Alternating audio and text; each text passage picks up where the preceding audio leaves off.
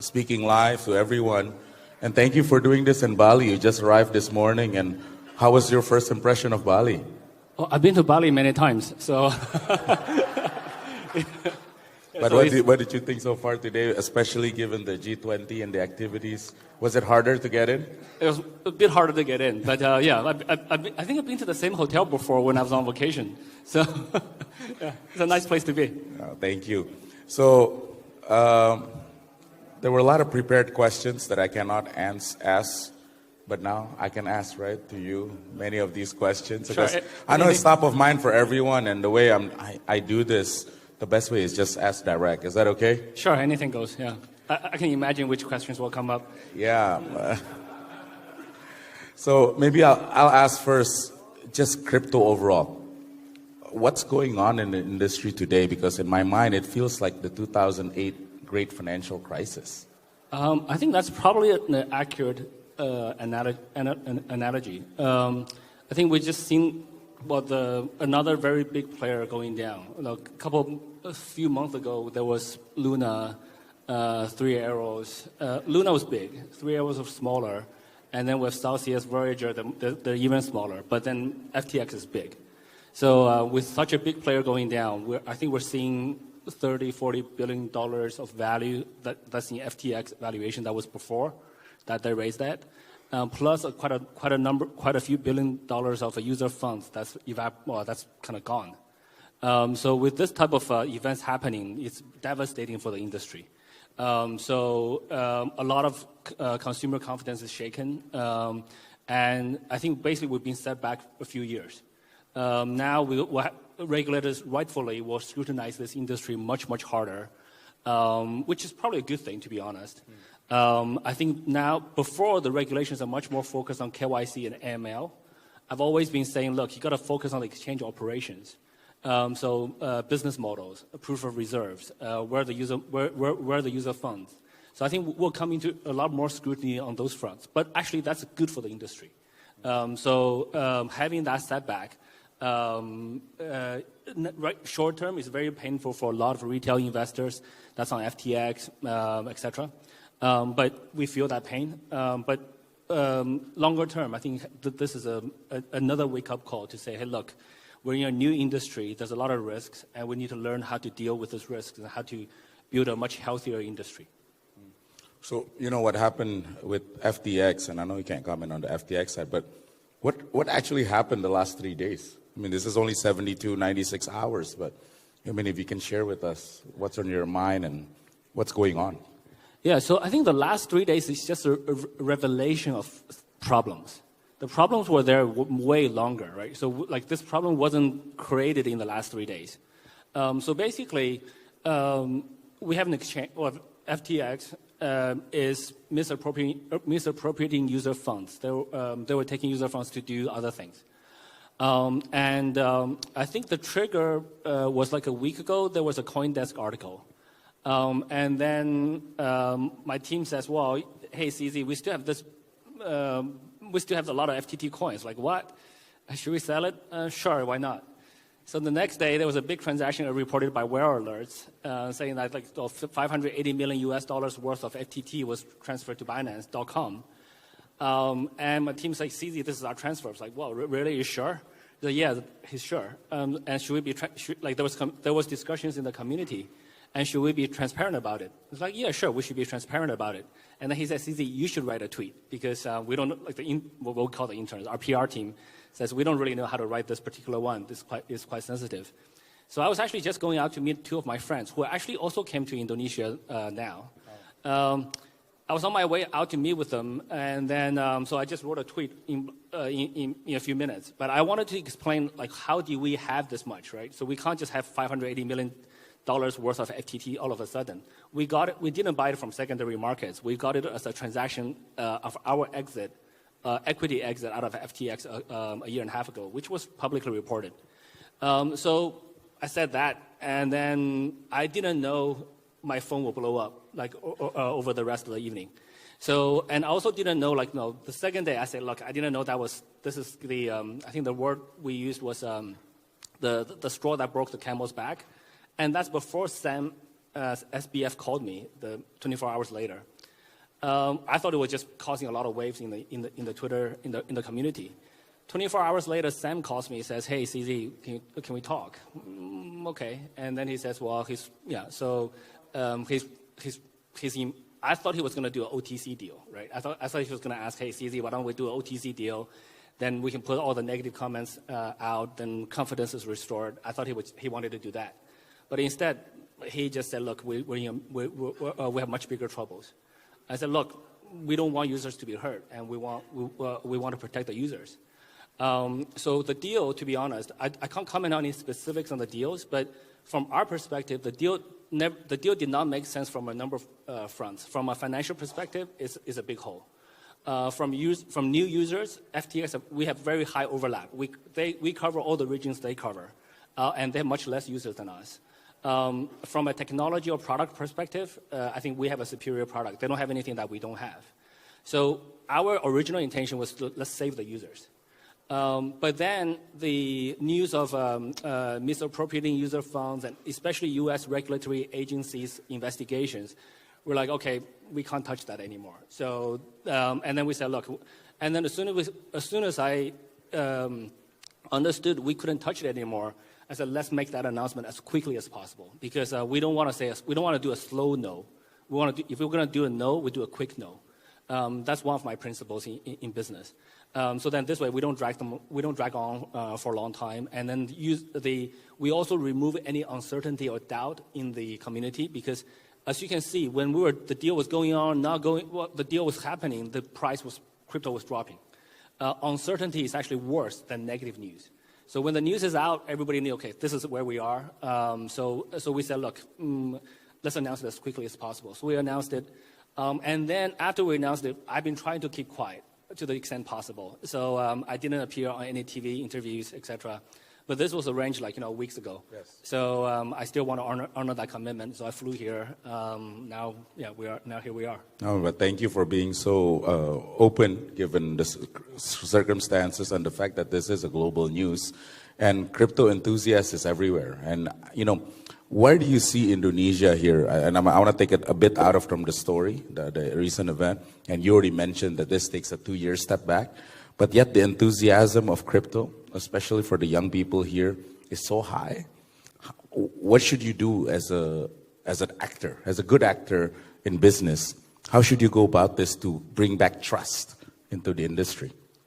So as one of the largest players in the industry, we have to lead by example. So I think the number one thing we have to do is being much, much more transparent.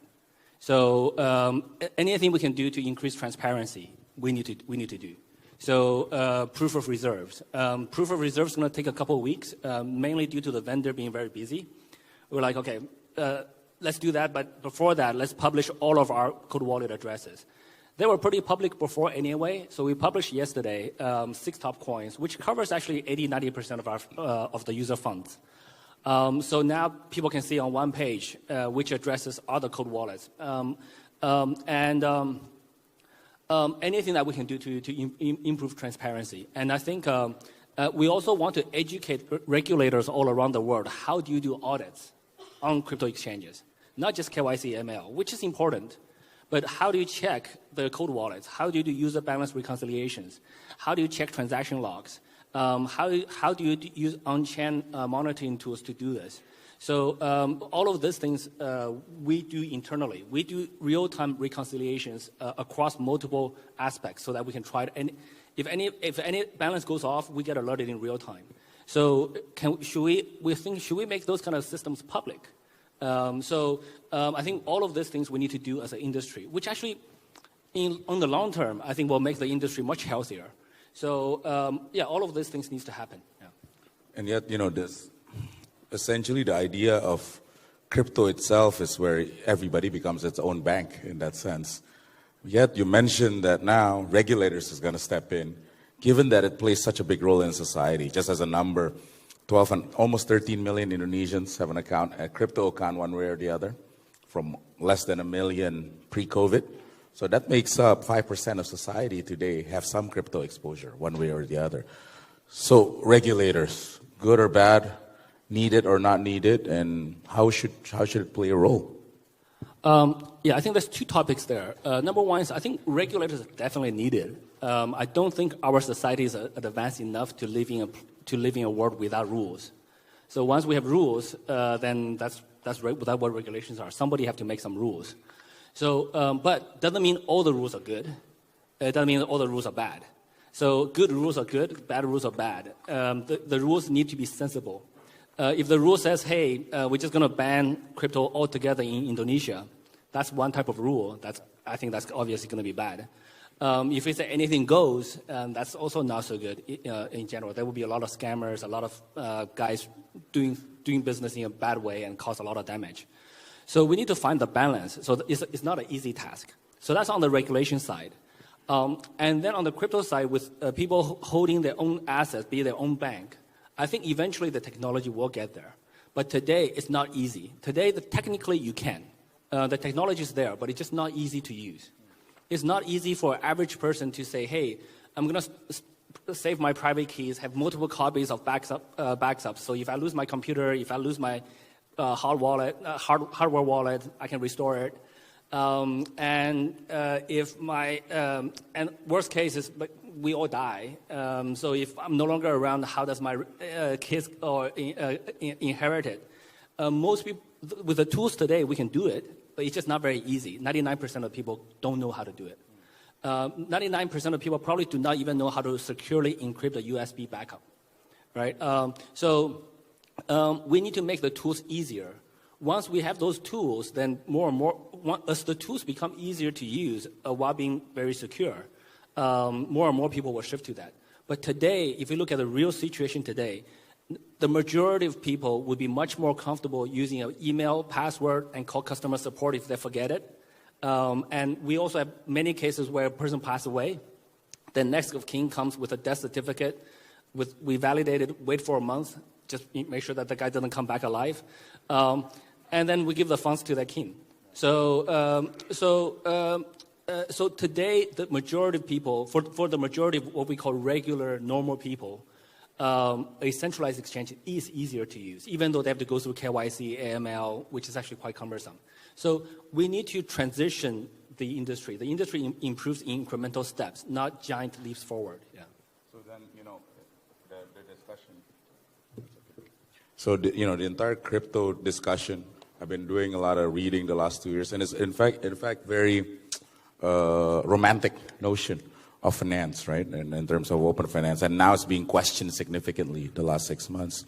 And now what you're saying also is essentially, yes, our society needs regulation. What stage you think regulators should play a role now? For example, you said, okay, no longer about KYC, Pandu, no longer about just know your customer and AML. What else should they be involved in your view? Oh, I think obviously, just as things playing out, the next thing that all regulators are going to be very interested on is how account balances, right? So reserves. So I think that's absolutely going to be like where the focus is for the next little while, which is right. We learn from our mistakes. So a week ago, before that, they were looking at loans because all the loan companies had issues. But given the most recent revelations, I think people are going to be much more focused on user assets. So I think that's going to be the next, little period. That's going to be the focus. Going forward, there's still many other things like wallet security. How do you secure how do you do security as a large exchange? How do you handle customer disputes? Yeah. Do you allow ICOs or not in your country? There's a lot of things to decide. So, but I think the next focus is definitely on user asset security. Yeah.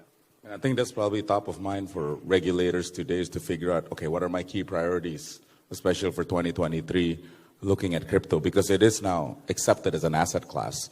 So in a way, what's your view, the role of Binance and yourself as a CEO looking at all this? I think Binance, there's many parts of Binance. I think I'm much more involved on the Binance centralized exchange. So as an exchange platform, we are the platform to provide liquidity to other projects or users in the ecosystem. So we view ourselves as an infrastructure provider for other people to access crypto. So we should be very neutral. We should be very secure. We should be very compliant. And also, we should also be easy to use. So we should protect our users as much as we can. So that's the role we play as a centralized exchange. We also invest heavily in decentralized DeFi projects, etc. There, we're much more of an investor supporter type of role. Binance Labs invested in about 150 projects so far, and the portfolio has done really well. So there we're like, we have a group of projects that we are usually a minority investor.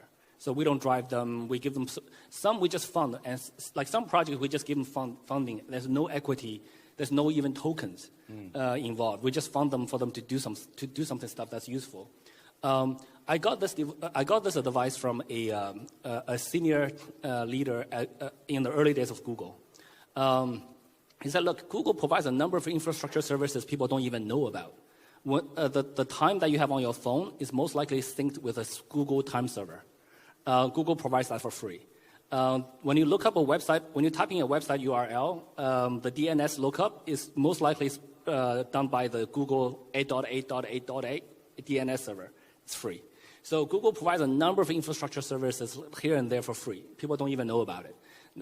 His advice to me is like, you should just provide tools for people to use the ecosystem. So that's kind of our goal and our philosophy that we're trying to learn and copy.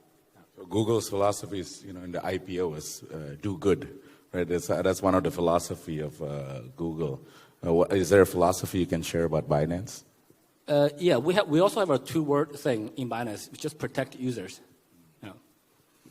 So, I think, moving forward 2023, geopolitics, whatever is happening today in the world, in China, and now, obviously, recently in your industry, what do you see the trend in 2023 top of mind for you and for the crypto industry? I'm not very good at predicting trends. If at the beginning of 2021, I would not have said NFTs or GameFi. At the beginning of 2020, I would not have said DeFi. At the beginning of 2017, I would not have said ICOs. But 6 months later, all of those things happened in each of those years. That's right.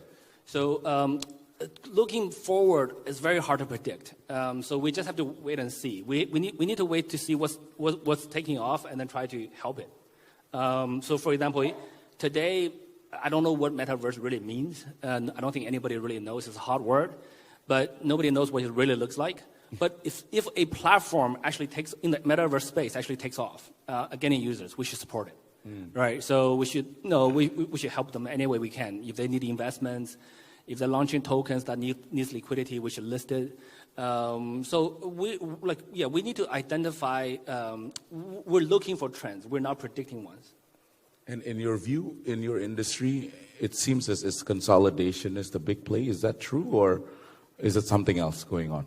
I think today is definitely consolidation, especially given that FTX just went down. So they're like the 4th or 5th largest exchange in the world. So now they're gone. So now that's definitely consolidation.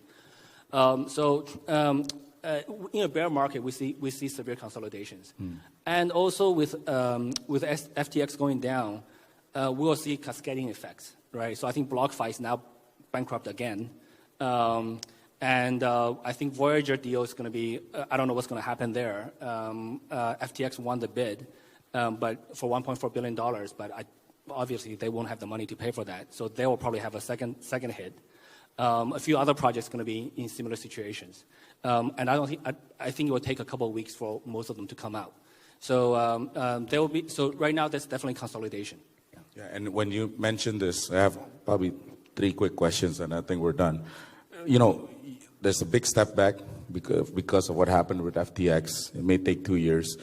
There's a lot of things actually relying on platforms such as yours. You mentioned about metaverse and everything else. Will you see innovation slow down this next couple of months? And is people simply just becoming risk-averse in the industry? I think innovation is hard to measure that way. I think most of the builders are still building. In fact, some of the smaller exchanges might see this as an opportunity because now there's one less, bigger player up there. There may actually be more people wanting to start exchanges. And I think the builders who are building projects, I think Solana ecosystem is quite negatively affected. So I think many of those developers might want to migrate to other blockchains, et cetera, or looking at different options.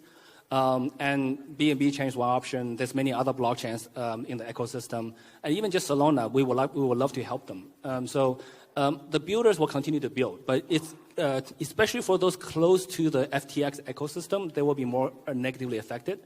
But at the same time, there will also be less money coming in, or at least slower, short-term, coming in slower. But the technology is not going away, right? So it's like the internet is not going away, blockchain is not going away. So we will recover from this, and there will be more. In a decentralized industry, when one player goes down, it causes a lot of pain, but other players will come in very quickly and feel it. And those new players that feel it will be stronger ones, right? So there'll be more competition. So the market takes care, the market will heal. The market will heal itself. And in your view today, just short-term, being pragmatic, do any of your stakeholders really understand what's going on in the crypto? And I mean stakeholders, regulators, auditors, policymakers, right? State leaders, do they really understand? I mean, if you saw 0 to 10, what level of knowledge do you think they know?